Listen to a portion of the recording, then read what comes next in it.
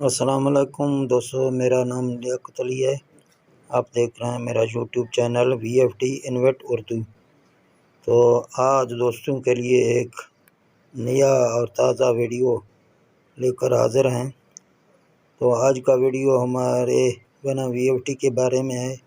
जो VFD ये VFD 3 face है, 3 तारें इसके निकलते हैं। ये 3 तार में करंट देता है। अगर आप जो है ना इसका 2 तार इस्तेमाल करेंगे तो आपके पास जो ना SPO का एरर आता है। तो उसको हम कैसे गायब करेंगे ताकि वो एरर हमारा जान उससे छूट जाए। तो उसके लिए आज वीडियो बना रहे हैं ताकि 2 तार हम इसका इस्तेमाल करें, तीसरा छोड़ दें।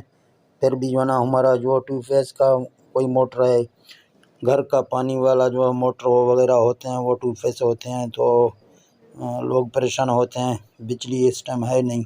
तो इस VFD से आप काम चला सकते हैं, अपना पानी निकाल सकते हैं।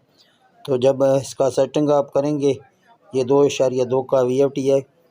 फिर इसका जब सेटिंग आप करेंगे तो आप के पास जो है ना SPO का एरर आ जाएगा। तो उसको हम कैसे गायब करेंगे, तो ये वीडियो इसके बारे में है।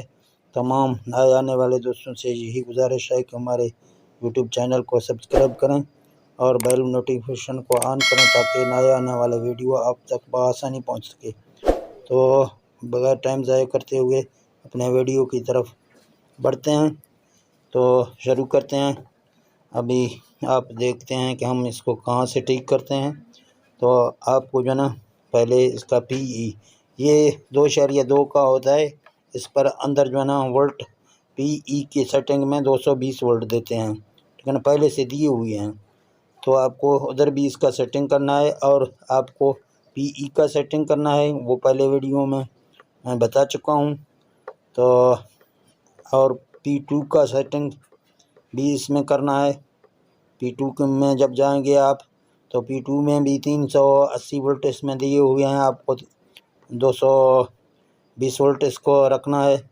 फिर जब ये सेटिंग आप करेंगे, इसके बाद जो है ना ये मामला तारों का आता है कि 2 तार हम इस्तेमाल करेंगे तो SPO का एरर मत आए। तो इसके लिए ये वीडियो आपको बना के दे रहा हूँ। तो आपको PB में जाना है। PB में जब जाएंगे तो आपको जो है ना डेटा एंटर करना है। ये P0 आ जाएगा, ठीक है ना, P0 आ जाएगा। फिर आपको डेटा एंटर करना है। इधर 0 है।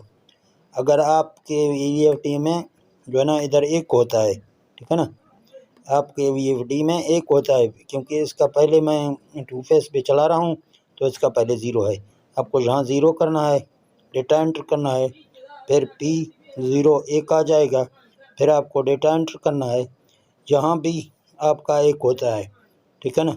आप इस 1 को 0 करें, फिर डेटा एंटर करें, फिर प्रोग्राम से निकलें तो आपके पास SPO का एरर बिल्कुल नहीं आ जाएगा।